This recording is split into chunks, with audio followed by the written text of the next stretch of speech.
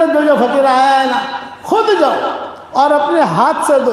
حدیث شریف میں آتا ہے اپنے ہاتھ سے کوئی فقیر کے ہاتھ میں پیسہ دیتا ہے، بری موت سے اللہ اس کی حفاظت۔ السلام علیکم ورحمۃ اللہ وبرکاتہ۔ امید ہے کہ آپ حضرات بخیر و عافیت ہوں گے۔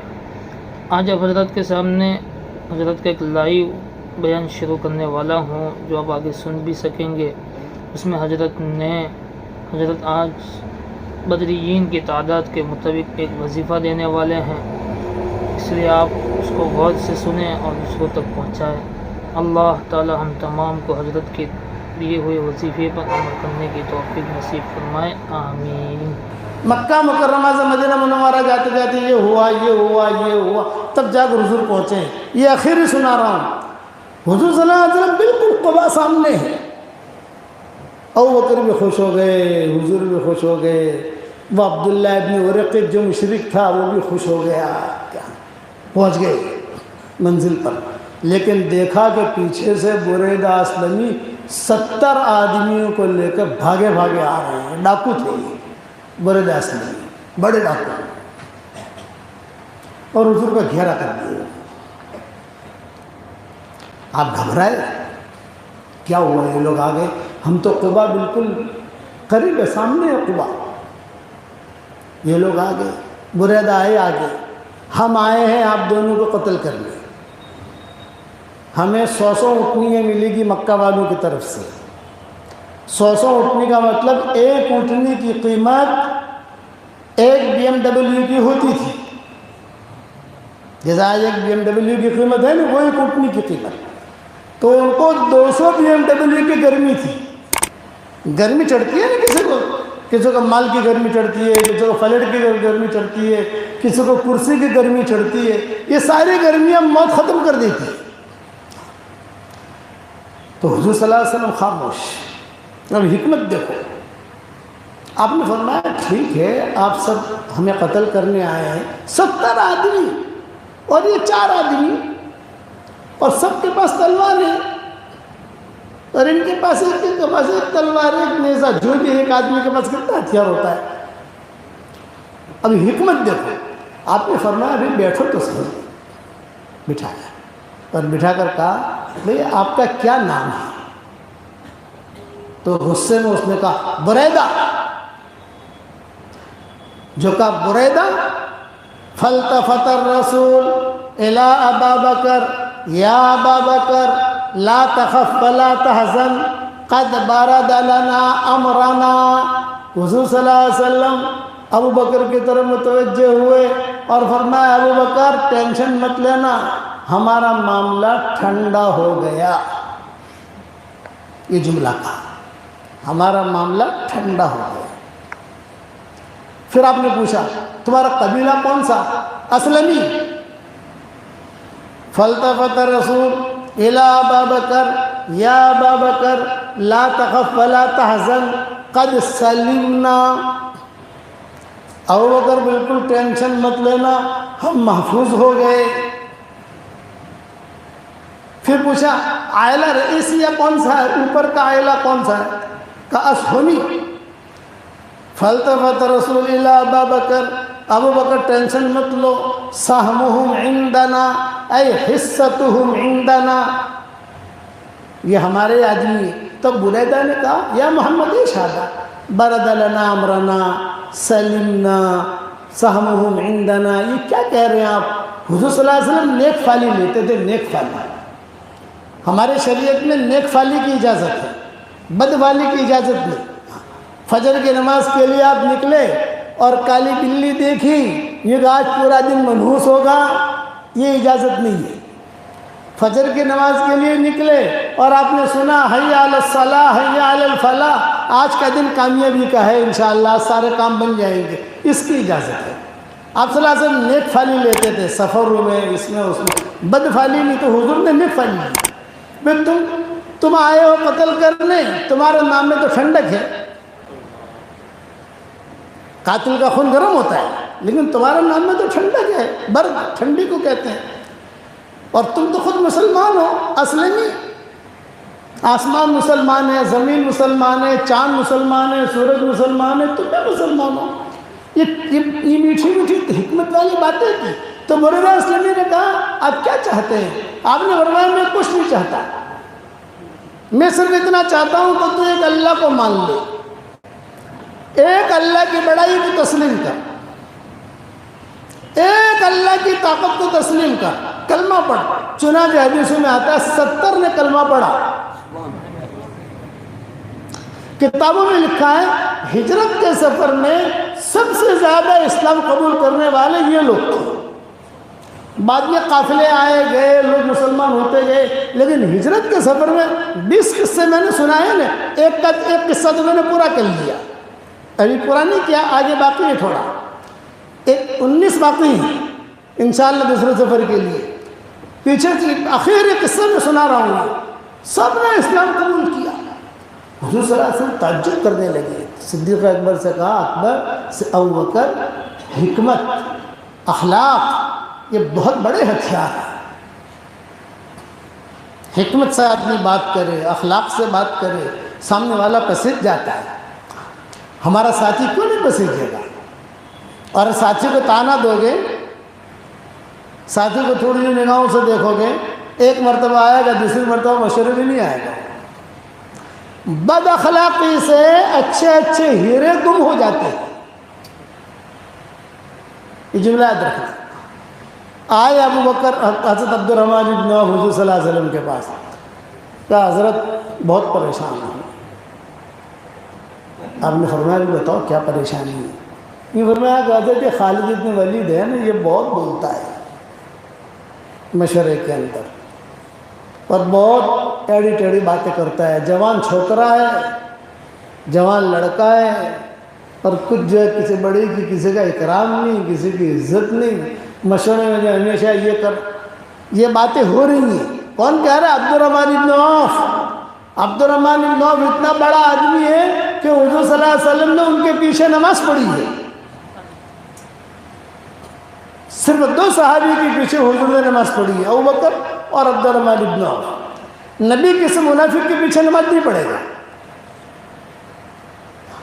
ابو بکر کے پیچھے نماز پڑھی اور عبد الرحمن بن عوف کے پیچھے نماز پڑھی. حضور صلی اللہ علیہ وسلم ایک جگہ سفر پر گئے ہوئے تھے، بہت دیر ہو گئی حضور کو، وضو کرتے کرتے فارغ ہوتے ہوتے بالکل چاندنا ہونے لگا، سورج طلوع ہونے کا وقت آ گیا. تو صحابہ نے مشورہ کیا ابھی کیا کریں؟ حضور صلی اللہ علیہ وسلم تو اب تک آئے ہی نہیں ہے، پہاڑی کے پیچھے ہیں، کیا کریں؟ صحابہ نے مشورہ کیا اب ایک کام کرو، ہم نماز شروع کر دیتے ہیں. اچھا تو کون پڑھائے گا نماز؟ کیوں کہ عبد الرحمن بن عوف. عبد الرحمن بن عوف کو کھڑا کر دیا، اقامت ہو گئی، اور عبد الرحمن بن عوف نے اللہ اکبر کر کے نیت باندھی، وہ جوان نیت باندھی، سامنے سے حضور آ گئے. اب عبد الرحمن بن عوف سب پٹانے لگے، کیا کروں؟ نماز توڑ دوں، پیچھے چلا جاؤں، کیا کروں؟ تو حضور نے بھی، حضور سمجھ گئے کہ بیچارہ پریشان ہو رہا ہے. حضور نے اپنے ہاتھ سے اشارہ کیا،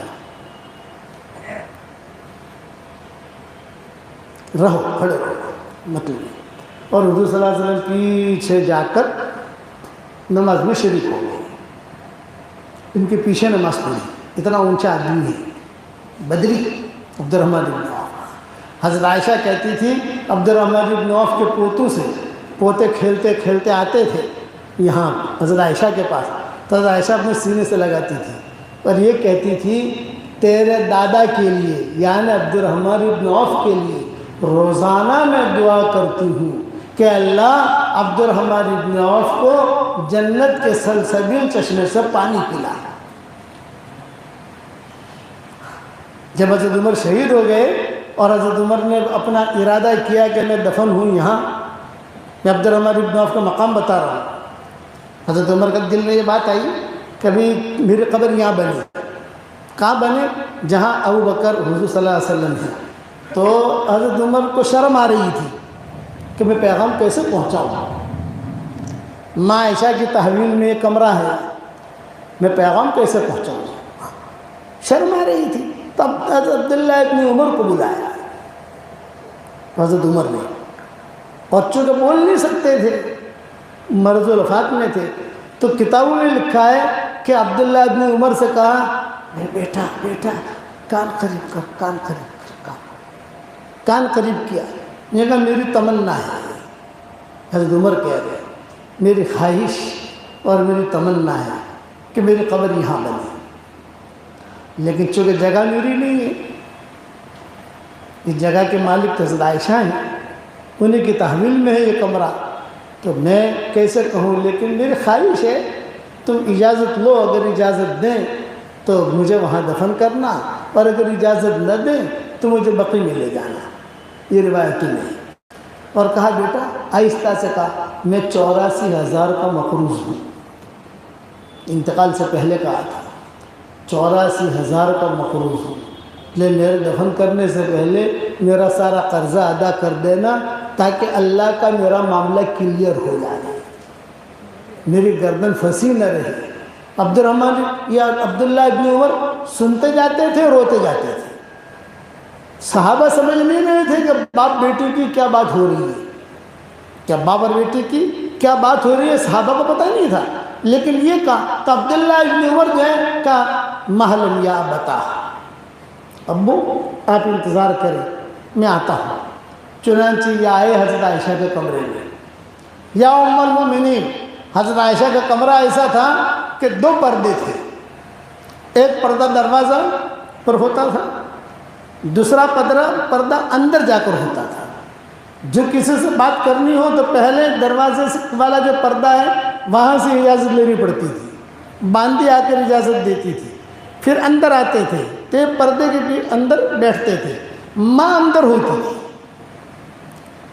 اجازت ملی، عبداللہ ابن عمر جا کر بیٹھے، حضرت عائشہ نے کہا عبداللہ کیسے آنا ہوا، پہلے تو یہ بتاؤ ابا کا کیا حال ہے، طبیعت کیسی ہے، اب مریں تب مریں، اب مریں تب مریں، ان کی یہ پوزیشن تھی حضرت عمر کی، اب مریں تب مریں۔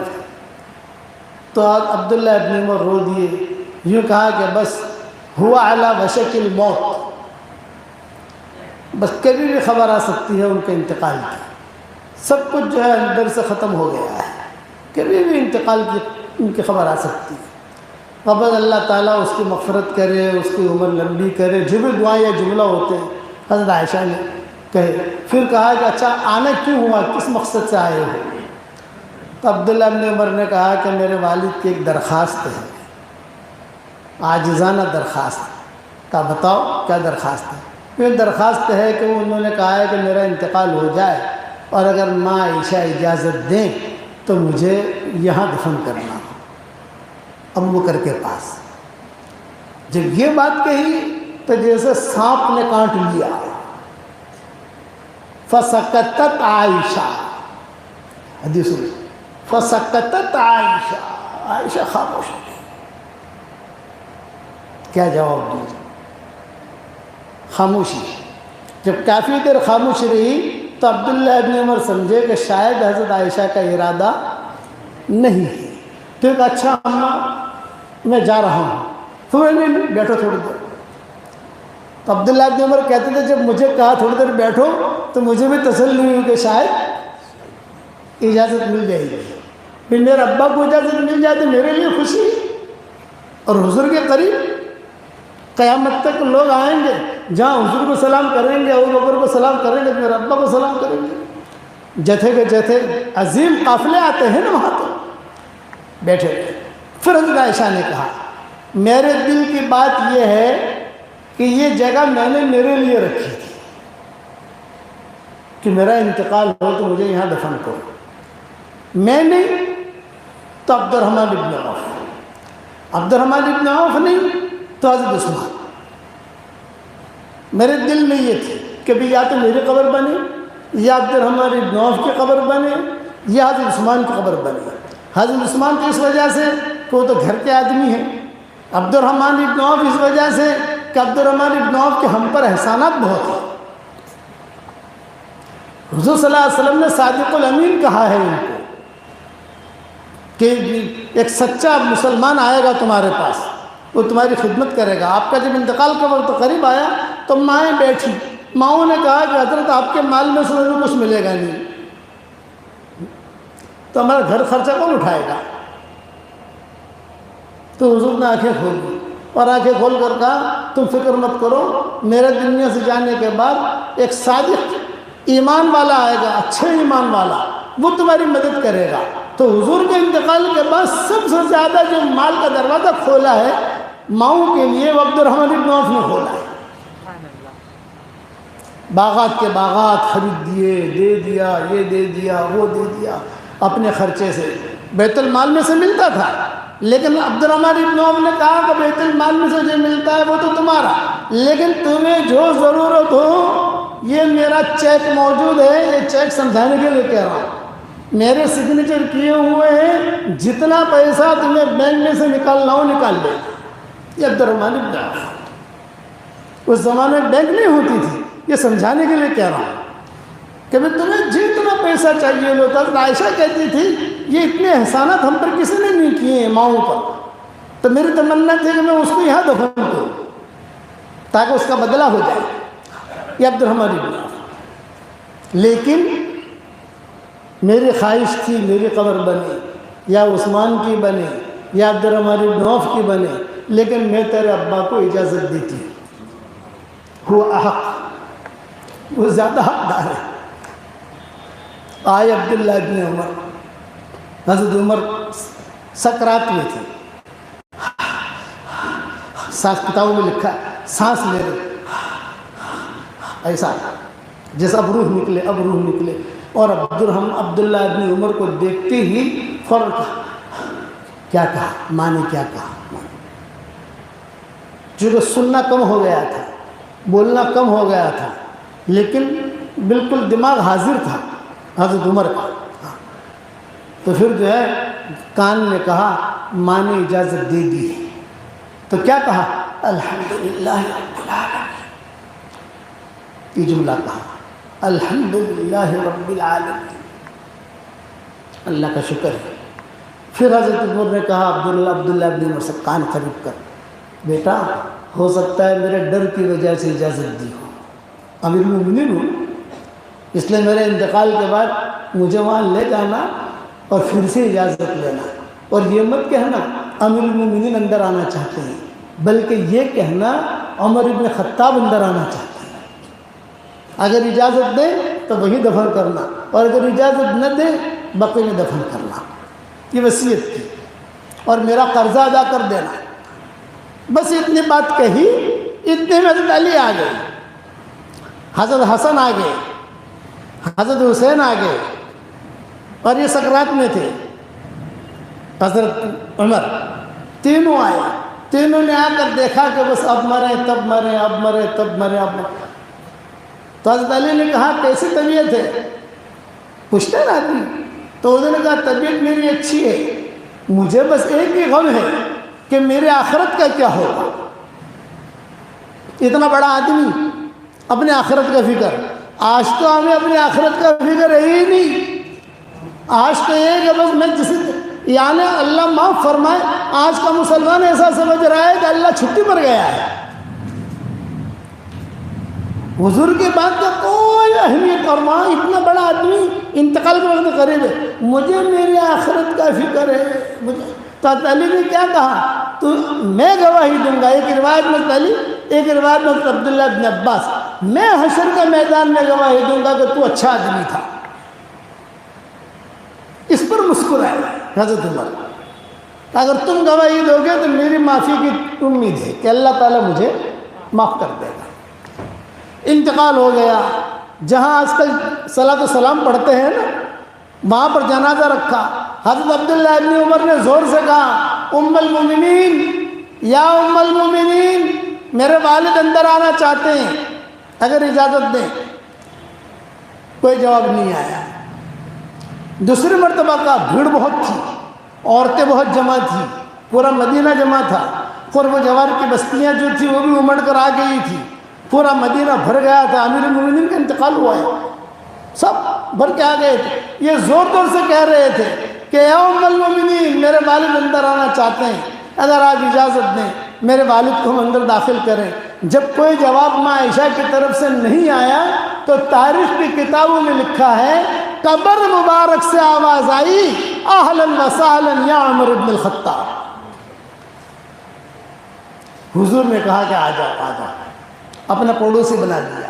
ایک روایت میں ابو بکر کا نام آتا ہے، ایک روایت میں حضور کا نام آتا ہے، وہاں سے آواز آئی کہ آ جاؤ آ جاؤ، قیامت تک کے لیے اپنا پڑوسی بنا لیا، اتنا اونچا آدمی۔ ہاں اچھا، فتوحات کے زمانے میں مال بہت تھا لیکن خود مقروض۔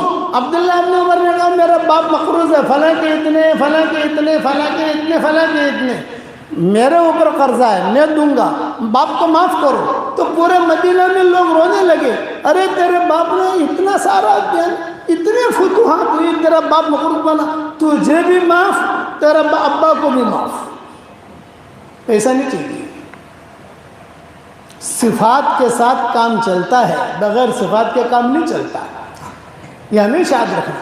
حضرت عمر اتنا اونچا آدمی، کتنا اونچا آدمی حضرت عمر کہ دل میں بات آ رہی ہے، قرآن نازل ہو رہا ہے، کتنا اونچا آدمی۔ حضور نے فرمایا ہنیئا لک یا عمر، عمر تیرے لیے خوشخبری ہے، آسمان کا ہر فرشتہ تیری عزت کرتا ہے، جمیع الملائکہ یحترمونک یا عمر، ہر فرشتہ تیری عزت کرتا ہے۔ آپ نے فرمایا میرے باپ کوئی نبی ہوتا تو عمر ہوتا، اتنا اونچا درجہ۔ دل میں بات آتی تھی، دل میں، اور قرآن نازل ہوتا تھا۔ حضور صلی اللہ علیہ وسلم وہاں مسجد مکہ مکرمہ گئے، حضرت عمر نے آ کر کہا کہ حضرت میری خواہش ایک یہ ہے کہ مقام ابراہیم ہے نا، ہم اس کے پیچھے نماز پڑھا کریں۔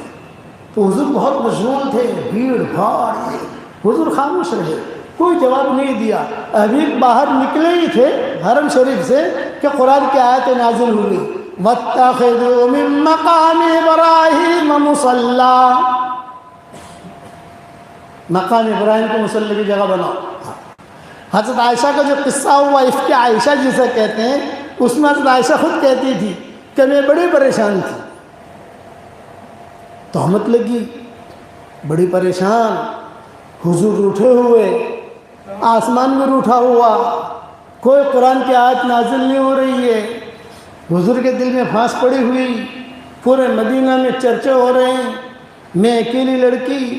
تو ایک مرتبہ میں نے میرے ماں باپ کو بلایا، حضرت عائشہ کہتی تھی کہ ذرا مشورہ کرو ماں باپ سے۔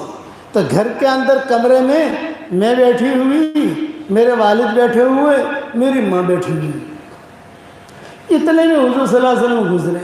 جو حضور گزرے، حضور نے یہ دیکھا، تھوڑا جو تینوں بیٹھے ہیں تو حضور بھی آ گئے،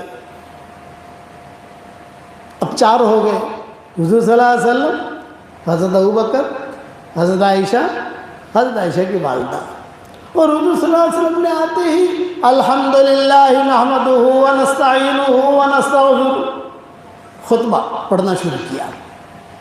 میں پریشان، بھئی 4 آدمی ہیں اور بہت زور زور سے خطبہ پڑھ رہے ہیں، کیا بات ہے؟ خاموش رہے ہیں۔ فارغ ہو گئے تو حضور صلی اللہ علیہ وسلم نے کہا کہ عائشہ تم سے کوئی چوک ہو گئی ہو، کوئی بات ہو تو اللہ تعالیٰ سے معافی مانگو، اللہ معاف کرے گا۔ جب یہ بات کہی تو مجھے ایک دم سے غصہ آیا، اور میں نے ابا سے کہا ابا آپ جواب دو۔ صدیق اکبر رو دیے کہ میں کوئی جواب نہیں دے سکتا، امی تم جواب دو۔ امی نے کہا میں بھی جواب نہیں دے سکتی۔ یہ ہو گئی بات۔ تو حضرت عائشہ کہتی تھی کہ میں جو ہے دھڑلنے سے کھڑی ہو گئی، اور یہ میرا دامن ہے نہیں، جھٹکا لینے زور سے، یہ جو عورتیں جھٹکتی نہیں، جھٹکا، اور جھٹک کر ایک جگہ بستر رکھا ہوا تھا ہمارے کمرے میں بقی کی طرف، وہ مشرق ہے بقی کی طرف، میں اس طرف کے منہ کر کے لیٹ کر کے سو گئی، لیٹ گئی۔ جب لیٹ گئی تو حضور بھی نکل گئے، ابوبکر بھی نکل گئے، میری والدہ بھی نکل گئی، اب میں اکیلی کمرے میں پریشان، کیا کروں؟ حضرت عمر کے فضائل میں کہتی تھی حضرت عائشہ۔ اچھا، بعض قریب کا کمرہ بالکل حضور صلی اللہ علیہ وسلم وہاں چلے گئے، لیکن وہ کمرہ اتنا چھوٹا اور اتنا چھت بھی نیچے اور دیوار بھی نیچے کہ وہاں جو بات کرو یہاں سنائی دے، یہاں جو بات کرو وہاں سنائی دے۔ حضور صلی اللہ علیہ وسلم وہاں چلے گئے، وہاں جا کر حضور صلی اللہ علیہ وسلم نے عثمان کو بلایا، بھئی عثمان کو بلایا۔ عثمان آئے، پوچھا عائشہ کے بارے میں کیا خیال ہے تمہارا؟ اور عثمان نے اچھا جواب دیا، لمبا جواب ہے، میں چھوڑ دیتا ہوں اس کو۔ عبد الرحمن بن عوف کو بلایا، صحابہ کو، بھائی عائشہ کے بارے میں کیا خیال ہے، سب آخر میں کہتی تھی کہ علی کو بلایا۔ یہ سارے صحابہ نے کیا جواب دیا وہ میں ابھی بتاتا نہیں ہوں آپ کو، وقت ختم ہو جائے گا بتانے میں، لیکن علی کو بلایا، علی کو بلا کر کہا کہ علی عائشہ کے بارے میں تمہارا کیا خیال ہے؟ حضرت عائشہ کہتی تھی میں سن رہی تھی، تو حضرت علی نے کہا حضرت آپ اتنی فکر کیوں کرتے ہیں، مدینہ میں تو عائشہ بہت ہیں، اتنا ٹینشن کیوں لیتے ہیں؟ آپ کھا بھی نہیں رہے ہو، سو بھی نہیں رہے ہو، یہی فکر سوار ہے آپ پر، آسمانوں سے کوئی چیز نازل نہیں ہو رہی ہے، تو آپ اتنا ٹینشن نہ لیں۔ اور رہی اگر آپ کو تحقیق کرنی ہے تو آسان طریقہ یہ بتاؤں میں آپ کو، آپ بریرہ سے پوچھو،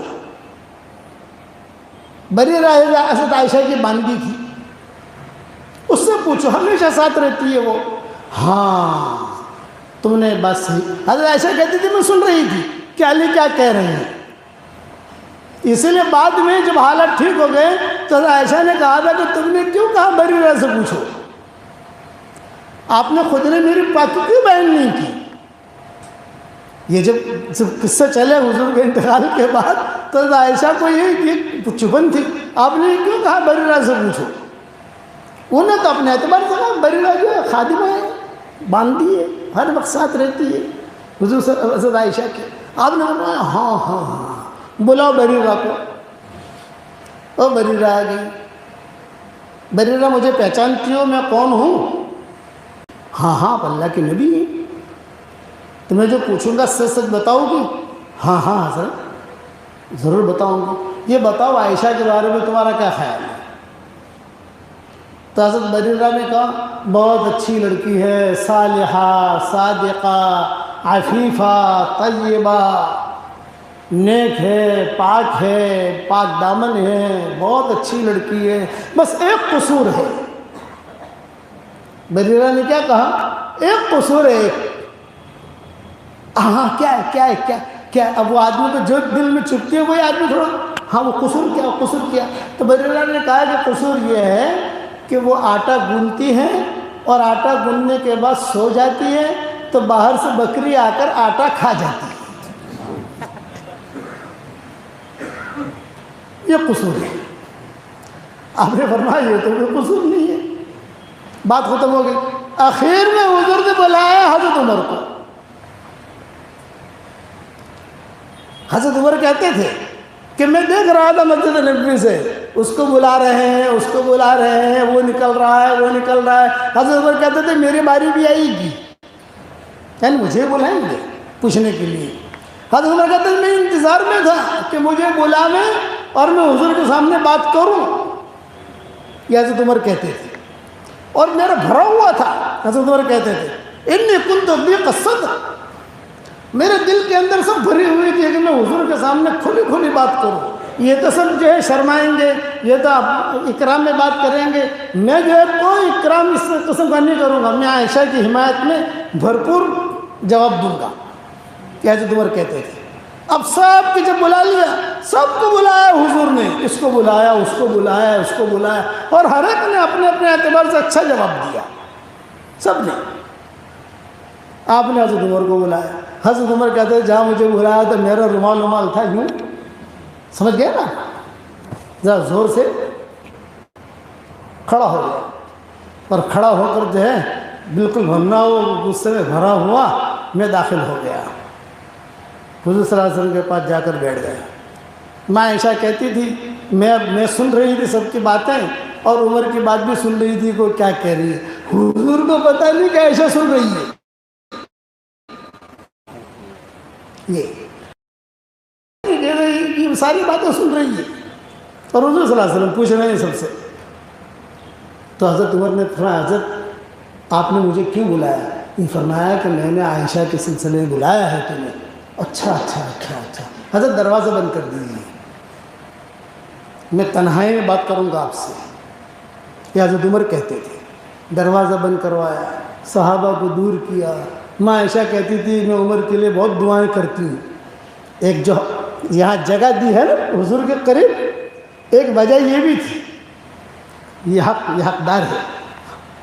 تو اب بتاؤ حضرت کیا فرمانا چاہتے ہیں؟ لیکن مدینہ منورہ میں باتیں چل رہی ہیں عائشہ کے سلسلے میں، سب سے میں نے پوچھا، سب نے اچھی باتیں کہی ہیں، لیکن میں تم سے بھی پوچھوں۔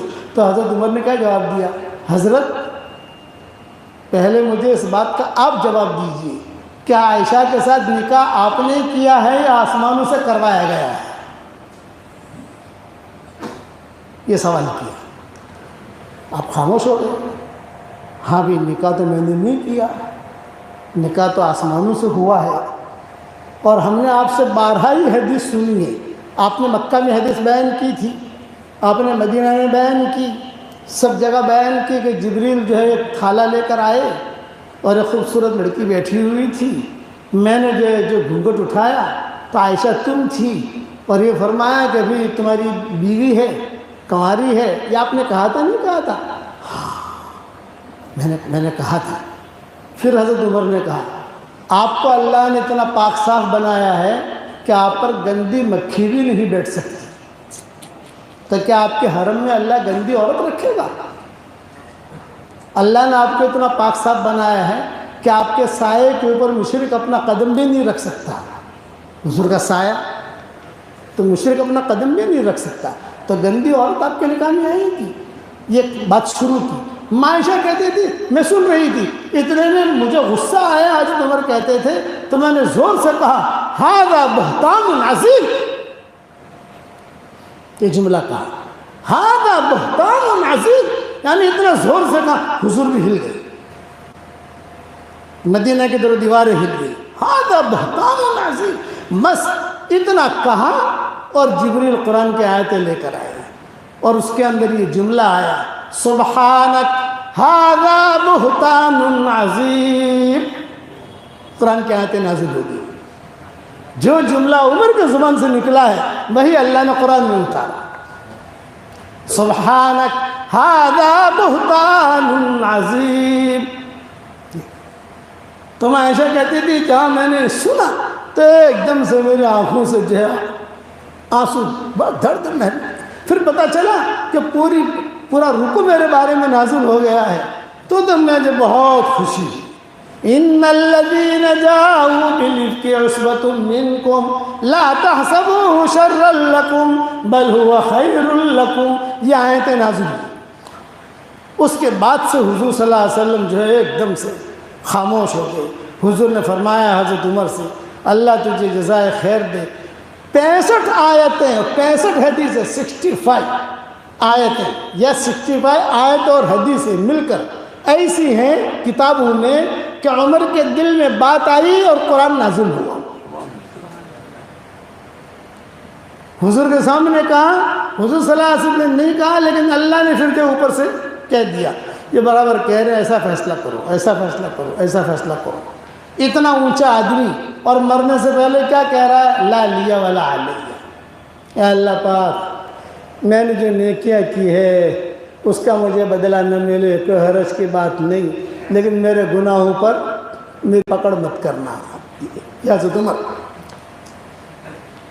اس لیے اخیری بات اتنی عرض کرتا ہوں، آج کا سبق آپ کا ہے اپنے دل کی سلامتی، قلب سلیم، اللہ تعالیٰ سے قلب سلیم مانگو، اللہ سے کہو کہ اللہ قلب سلیم دے اور قلب سقیم سے میری حفاظت کر۔ سقیم کہتے ہیں بیمار دل اور سلیم کہتے ہیں سلامتی والا دل۔ اور آخر میں آپ لوگوں کو ہدیہ دیتا ہوں، 313 جو عدد ہے 313 کا، یہ بدرین کا عدد ہے۔ تو علماء نے لکھا ہے 313 مرتبہ کوئی سورہ اخلاص پڑھ کر اللہ تعالیٰ سے دعا مانگے گا، اللہ اس کی دعا قبول کرے گا۔ 24 گھنٹے میں آج کل ہم پر حالات چل رہے ہیں ساری دنیا کے اندر، 313 مرتبہ سورہ اخلاص پڑھنے کی عادت ڈالو۔ یہ میرا جاندار، شاندار، مالدار، دیندار یہ وظیفہ ہے۔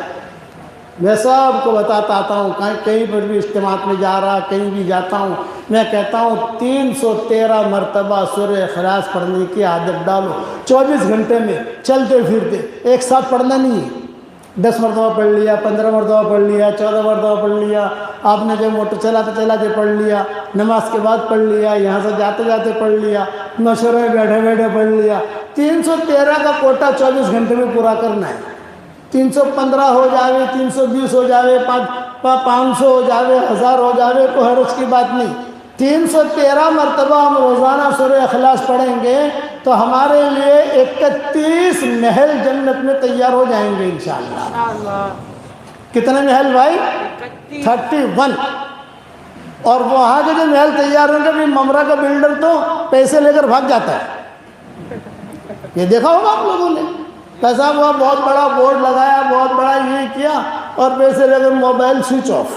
بعد میں پتہ چلا کہ وہ گھر بھی نہیں ہے, وہ گھر بھی چلا گیا. بعد میں پتہ چلا کہ وہ کسی ملک میں چلا گیا. وہ یہ نہیں, حدیثوں میں آتا ہے 10 مرتبہ کوئی سورہ اخلاص پڑھے, یعنی قل هو اللہ احد اللہ الصمد لم یلد ولم یولد ولم یکن له کفوا احد, ایک محل تیار ہو جاتا ہے. 313 مرتبہ پڑھو گے 31 محل ہو گئے. میرے والد صاحب رحمۃ اللہ علیہ کہتے تھے, بیٹا جنت میں پراپرٹی بناؤ. پراپرٹی یہ جنت کی پراپرٹی ہے, کوئی لے گا نہیں, کوئی چھینے گا نہیں, آپ کے نام کے ساتھ رہے گی, آپ کے ایڈریس کے ساتھ. کوئی رجسٹر کرانے کی ضرورت نہیں ہے, کوئی لے کے بھاگے گا نہیں. جنت کی پراپرٹی بناؤ, جنت میں پراپرٹی بناؤ. حشر کا میدان میں خدا نہ خواستہ اگر جہنم کی طرف فرشتے لے بھی جائیں گے تو آپ کہو گے اللہ پاک میری پراپرٹی تو یہاں ہے, ساری میری پراپرٹی تو میں نے یہاں رکھی ہے. ایک عورت ہے شکاگو میں, اس نے تقریباً یعنی 5 لاکھ مرتبہ تو سورہ اخلاص پڑھ کر مجھے ہدیہ کیا اس نے. پھر 5 لاکھ مرتبہ شروع کیا, اب شاید اس نے وہ بھی پورا کر لیا. ایک مرتبہ اس نے مجھے پوچھا, مولوی صاحب بہت بنگلے تیار ہو گئے جنت میں, اب اتنے بنگلے کیا کریں گے, وہاں رینٹ پر جائیں گے وہاں, اور بھاڑا ملے گا. میں نے کہا بھاڑا سے کو بھاڑے سے کون لے گا جو بیچارہ فقیر ہو, وہاں تو سارے بادشاہ جمع ہوں گے, اور جنت اتنے بڑے ہیں کہ تیرے بنگلے کے دکھیں گے بھی نہیں, اور وہاں بھاڑا تو نہیں ملے گا. بولا اتنے بڑے اتنے سارے بنگلے کریں گے کیا. میں نے کہا دیکھ تو بناتی جا, جب ہم انشاءاللہ جنت میں جائیں گے تو جنت میں جا کر مشورہ کر لیں گے کہ کیا کرنا ہے, بناتی جا. تو آپ لوگ بھی بناؤ گے انشاءاللہ. یہ 2 سبق ہو گئے. اور تیسرا سبق, بری موت سے بچنے کا 90 نسخہ بتا رہا ہوں. اپنے ہاتھ سے فقیر کے ہاتھ میں پیسہ دو. بچے کے ذریعے میں دو, جو فقیر آیا ہے نا, خود جاؤ اور اپنے ہاتھ سے دو. حدیث شریف میں آتا ہے اپنے ہاتھ سے کوئی فقیر کے ہاتھ میں پیسہ دیتا ہے, بری موت سے اللہ اس کی حفاظت کرے گا. یہ حدیث میں نے میری کتاب بکھرے موتی جلد اول صفحہ 20 پر لکھی ہے. حارث بن نعمان معذور ہو گئے تھے, تو اپنے جہاں بیٹھتے تھے نا, بیمار یعنی بینائی چلی گئی تھی, ان کے اندھے ہو گئے تھے. اپنی جگہ جہاں بیٹھتے تھے وہاں سے لے کر دروازے تک رسی باندھی تھی انہوں نے. کوئی فقیر آتا, یہ اپنے ٹوکرے میں سے لیتے دینار درہم جو بھی, اور خود کھڑے ہوتے اور رسی پکڑ کر آہستہ آہستہ جاتے. گھر والے کہتے کہ ابا گر جاؤ گے, ہم دے دیتے ہیں. دادا گر جاؤ گے, ہم دے دیتے. بولے نا, میں نے رسول اللہ صلی اللہ علیہ وسلم سے سنا ہے کہ کوئی آدمی اپنے ہاتھ سے محتاج کے ہاتھ میں دیتا ہے تو بری موت سے اللہ اس کی حفاظت کرتا ہے. میں بری موت سے بچنا چاہتا ہوں. اس لیے 3 سبق ہو گئے آپ کے. قلب سلیم اللہ ہم سب کو عطا فرمائے. اور جنت میں پراپرٹی بناؤ گے انشاءاللہ, خوب بناؤ جنت میں پراپرٹی. اور یہ بری موت سے بچنے کا 90 نسخہ. اور 4تھی بات, دعوت کے کام کو صفات کے ساتھ کرو گے انشاءاللہ. برید اسلمی کا قصہ تو رہ گیا, بعد میں انشاءاللہ بیان کریں گے. اب بتاؤ 3 چلے کے لیے کون کو پانی